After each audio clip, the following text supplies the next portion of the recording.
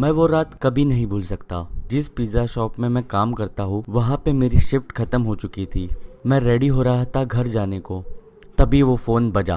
उस रात काउंटर पे मैं ही अकेला काम कर रहा था, तो मैंने ही फ़ोन रिसीव किया। लेकिन कोई बात ही नहीं कर रहा था, इसीलिए मैंने फ़ोन रख दिया। कुछ 1 मिनट बाद फिर से वो फ़ोन रिंग हुआ। मैंने फ़ोन रिसीव किया, तभी भी साइलेंस ही था। मैं फ़ोन फिर से रखने ही वाला था, तब मैंने एक कोल्ड और वीक साउंड सुनी फ़ोन से। वो आवाज़ किसी ओल्डर वुमन की थी। उसने कहा उसे रेगुलर चिकन पिज़्ज़ा चाहिए। मैं फ़ोन पे तो शांत रहा, लेकिन अंदर से तो मैं उस बूढ़ी औरत को गालियाँ दे रहा था।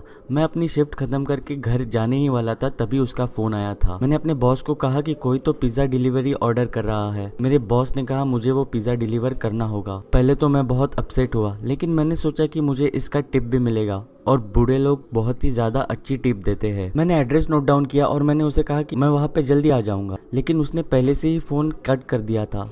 वो काफ़ी स्ट्रेंज था और रूड था। मेरे बॉस ने मुझे डिलीवरी के बाद घर जाने को कहा, क्योंकि वापस आने तक तो पिज़्ज़ा शॉप बंद हो चुका होगा। तो कुछ 11 बजने से थोड़ी देर पहले ही मैं अपने गाड़ी में बैठा और पिज़्ज़ा डिलीवरी करने के लिए निकल गया। दिए हुए घर का एड्रेस काफ़ी शांत जगह पे था। जीपीएस की मदद से मैं एड्रेस लोकेशन पे पहुंचा। वो काफ़ी शांत और 1 फ्लोर का घर था। मैंने पिज़्ज़ा उठाया और घर की तरफ चल पड़ा। वो घर की सभी लाइटें बंद थी। मैंने बेल रिंग की, इसी होप में कि दिया हुआ एड्रेस गलत ना हो, लेकिन रिंग को किसी ने आंसर नहीं किया। मैंने फिर से डोरबेल रिंग की, लेकिन अभी भी किसी ने आंसर नहीं दिया था। मैं अभी वहाँ से निकलने ही वाला था, तभी मैंने अपना सर राइट साइड में घुमाया और मैंने देखा कि वहाँ पे खिड़की पे कोई खड़ा है। मैं पहले तो काफ़ी डर गया, फिर पीछे हुआ, फिर उसके बाद मैं इवेंचुअली उस खिड़की के पास गया उस इंसान को देखने। वो एक बूढ़ी औरत थी, मिड 70s में। वो एक ब्लैंक एक्सप्रेशन के साथ मेरी तरफ स्टेयर कर रही थी। विंडोज़ के थ्रू मैंने चिल्लाया कि उसका पिज़्ज़ा मेरे पास है, लेकिन उसने कुछ रिस्पॉन्ड ही नहीं किया। इसलिए मैंने और भी चिल्ला के कहा। तभी उसकी फेस पे एक बड़ी सी स्माइल आई। वो स्माइल कोई जेन्युइन स्माइल नहीं थी, वो काफ़ी क्रीपी और डरावनी स्माइल थी। मुझे आज भी उसकी स्माइल और वो एक्सप्रेशंस याद है।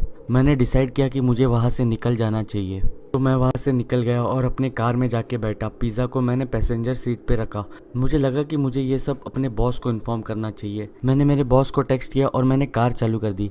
बस एक बार मैंने राइट साइड में अपनी नज़र डाली। मैंने देखा कि वो औरत पैसेंजर सीट के विंडो में मुझे अभी भी देख रही है, वही सेम स्माइल और एक्सप्रेशन के साथ मुझे स्टेयर किए जा रही है। ये देखते ही मैंने वहाँ से अपनी कार बड़ी तेज़ी से भगाई और मैंने पीछे मुड़ के भी नहीं देखा। इसके बाद मेरे बॉस ने मुझे कभी लेट नाइट